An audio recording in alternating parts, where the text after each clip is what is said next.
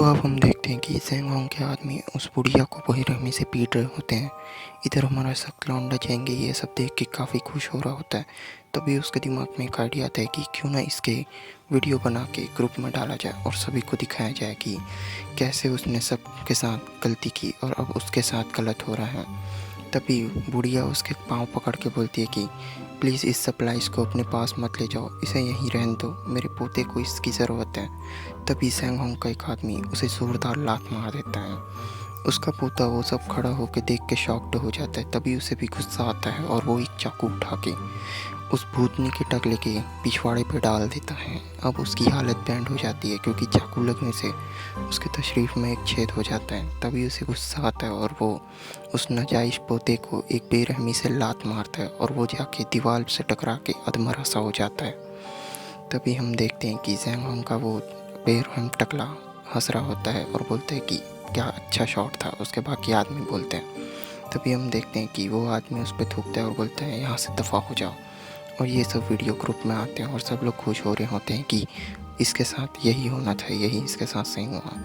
जेंगी ये सब देखता है और बोलता है मेरा इसमें कोई काम नहीं और ये मेरा बिजनेस नहीं है। तभी वो देखता है कि उसी बुढ़िया का मैसेज आता है जो बोलती है कि डॉक्टर्स वो है जो मुझे ठीक कर सकती है।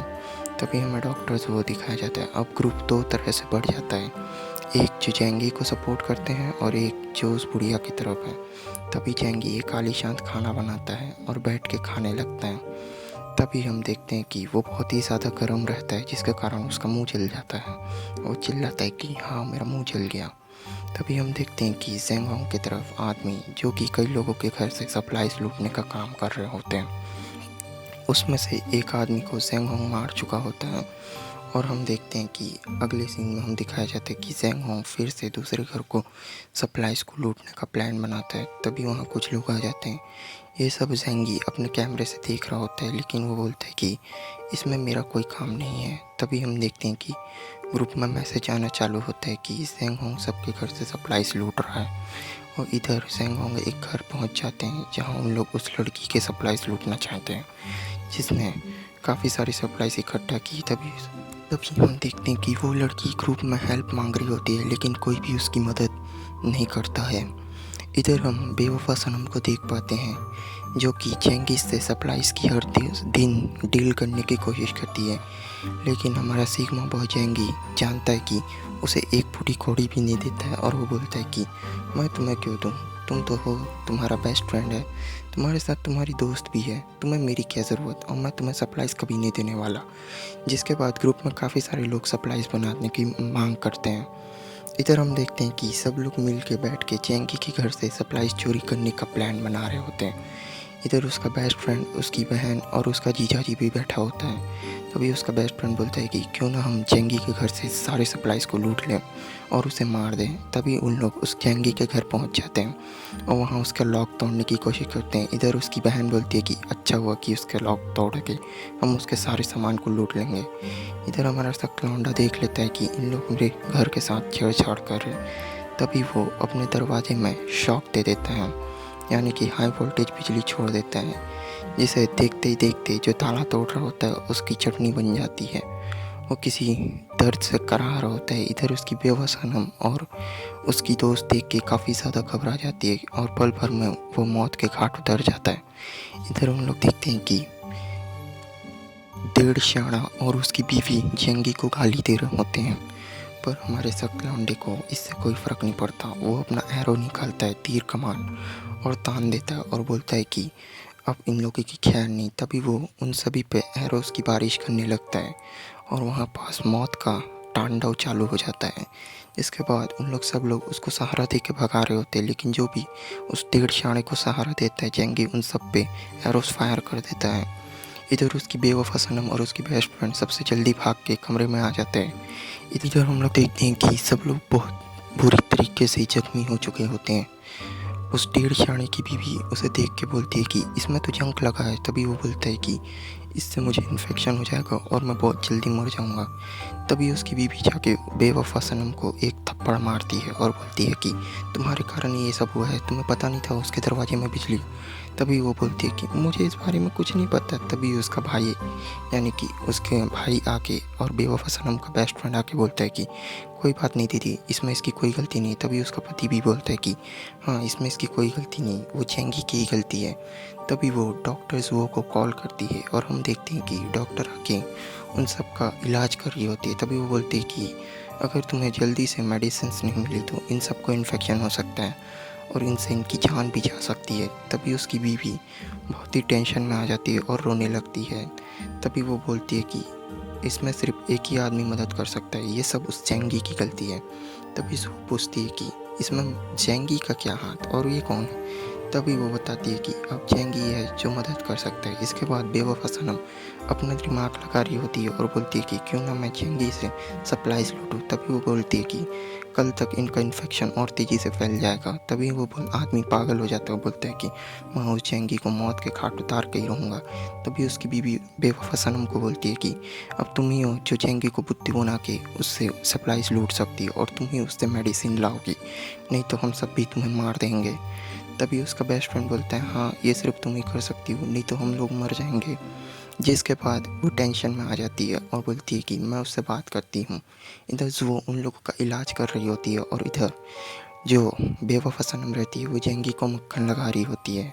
अब हमारा जेंगी तो जानता था कि ये तो कभी भी अपने फ़ायदे के सिवा कुछ नहीं सोच सकती। वो खाना बनाते हुए उससे बात करता है और उससे बोलता है कि मैं तुम्हें मेडिसिन्स क्यों दूँ? पहले अटैक तो यहाँ तुमने किया था और यहाँ सभी लोगों की हालत गंभीर है, तो मैं तुम्हें क्यों दूँ? तभी वो रोते हुए बोलती है कि यहाँ कई लोग मर रहे हैं, तुम्हें मदद करनी चाहिए। इधर उसकी बीवी बहुत गुस्से में उसे देख रही होती है और बोलती है कि सुन जेंगी, अगर तूने सप्लाईज़ नहीं दी, तुम कैसे इंसान हो? तुम में इंसानियत नहीं है। तभी वो बोलता है कि मेरे घर में हमला करने तुम लोग आए थे और शायद तुम में भी इंसानियत नहीं थी क्योंकि तुम मुझे मारना चाहते थे। तभी उसका मुँह बंद हो जाता है और वो हकलाते लगती है। तभी हमारा शक लौंडा बोलता है कि मैं एक ऑप्शन दे सकता हूँ, तुम मेरी रानी को मेरे पास भेज दो। इधर बेवफा सनम ही रानी रहती है जो कि बोलती है कि हाँ, मैं कब आऊँ? तभी वो बोलता है कि आज शाम अपना जोरन जोरो और तुरंत मेरे घर पहुँच जाओ। तभी उसकी बेस्ट फ्रेंड बोलती है कि मुझे भी पूछो, मैं भी आना चाहती हूँ। तभी वो बोलता है कि मैं चाहता हूँ कि सिर्फ तुम मेरे घर आओ।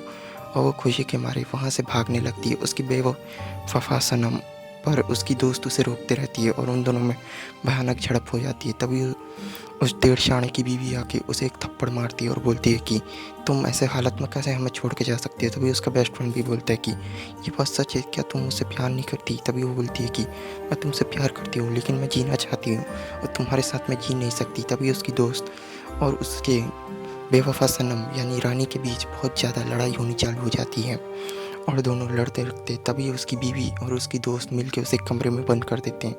इधर जो वो तमाशा देख रही होती है बोलती है ये लोग पागल हैं सही में। इसके बाद उसका आदमी बोलता है कि हम जेंगी से सप्लाईज लूटने का एक और आदमी हमें आ गया है मेरे दिमाग में और इस बार किसी की भी जान नहीं जाएगी और वो हमें सारी सप्लाईज और मेडिसिन्स देगा। तभी वो बोलती है कि उसे कुछ करने की कोशिश भी मत करना, मैं उसके साथ रहूँगी और मैं उसके साथ रहना चाहती हूँ। तभी उसकी बहन आके बोलती है क्या बोला तूने? और उसका भाई भी आके बोलता है कि बहन छोड़ दो इसे, ये जो भी कह रही है ये सही कह रही है, हो सकता है ये उसके घर से सारी सप्लाईज जान के हमें बता दे। तभी उसकी बहन बोलती है कि तू तो अब जोरों का गुलाम हो गया। इधर जेंगी सारे ग्रुप में टेस्टी खानों को शेयर करता है जिससे सेंगहोंग के आदमियों को भी लालच आने लगता है और सेंगहोंग बोलते हैं कि अब इस जेंगी का कुछ ना कुछ करना पड़ेगा, ये हमारे लिए सर दर्द बनता जा रहा है। इधर सब लोग जेंगी से खाने की भीख मांग रहे होते हैं पर हमारा जेंगी मस्त स्टाइल में खाना खाते हुए बोलता है कि मुझे इस पल को एंजॉय करना चाहिए और इन सब भिखारियों को रूह भी जलानी चाहिए। तभी इधर उस टेढ़-शाणा और उसकी बीवी भी जेंगी की हालत जानते हैं कि वो सबसे सुप्रीम है। इधर सब लोग जेंगी से मांग कर रहे होते कि सप्लाईज हमें चाहिए, लेकिन जेंगी किसी को सप्लाईज नहीं देता। अब लोगों के बीच लड़ाई होना चालू हो जाती है पर जेंगी को कोई फ़र्क नहीं पड़ता।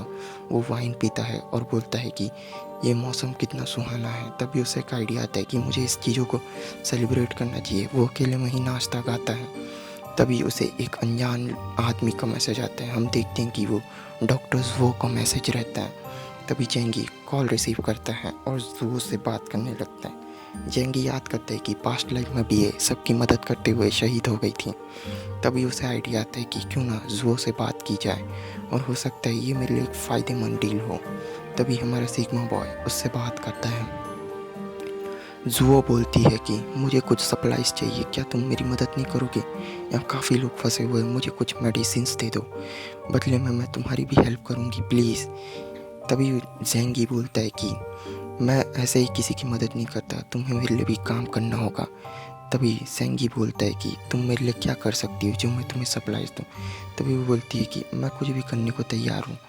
तभी हमारा ज़ेंगी बोलता है कि ठीक है, तुम्हें उन सब की पल भर की रिपोर्ट मुझे देनी होगी, साथ ही ज़ेंगहोंग गैंग की भी रिपोर्ट, यानी तुम मेरे लिए एक स्पाई की तरह काम करोगी। ज़ुओ थोड़ा टाइम मांगती है सोचने के लिए, जिसके बाद ज़ेंगी बोलता है कि क्या तुम गिव अप करना चाहती हो? तभी ज़ेंगी बोलता है कि सोच लो, मैं तुम्हें सारे खाना, टेस्टी और यहाँ तक मैं अपने साथ भी रहने दे सकता हूँ। इधर हम देखते हैं कि डेढ़ शाना पूरे ग्रुप में बात फैला चुका होता है और एक अलग से ग्रुप बनाता है कि ज़ेंगी के खिलाफ जिन लोग रहते हैं उन लोग इस ग्रुप में शामिल होते हैं। इधर बेवफा सनम और उसके सारे दोस्त शामिल हो जाते हैं। इधर जुओ और उसका चाचा बताता है कि तुम्हारे खिलाफ एक ग्रुप बना है ज़ेंगी, सावधान हो जाओ।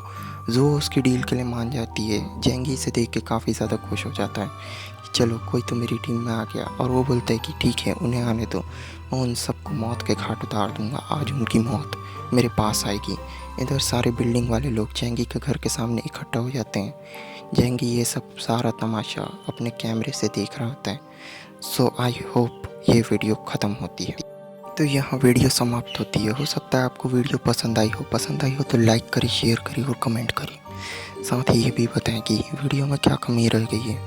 नेक्स्ट पार्ट बहुत जल्दी रिलीज़ करूँगा, तब तक के लिए बाय, टेक केयर और थैंक्स फॉर वॉचिंग।